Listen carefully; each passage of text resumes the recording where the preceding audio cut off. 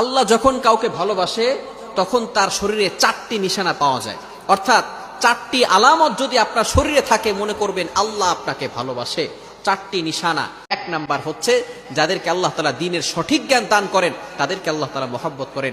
Number 2, দ্বিতীয় number হচ্ছে যারা বেশি বিপদে পড়ে আল্লাহ তাআলা তাদেরকে মহব্বত করেন।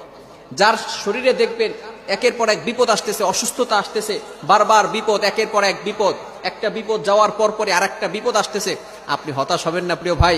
আল্লাহ তাআলা আপনাকে ভালোবাসেন। এই কোটি কোটি মানুষের ভিতরে আল্লাহ তাআলা আপনার প্রতি ফোকাস করেছেন, আল্লাহ তাআলা আপনাকে ভালোবেসেছেন বিধায় আল্লাহ পাক রব্বুল আলামিন আপনাকে বিপদ দিয়েছেন। মনে রাখবেন নবীদেরকে আল্লাহ তাআলা বিপদ দিয়েছেন।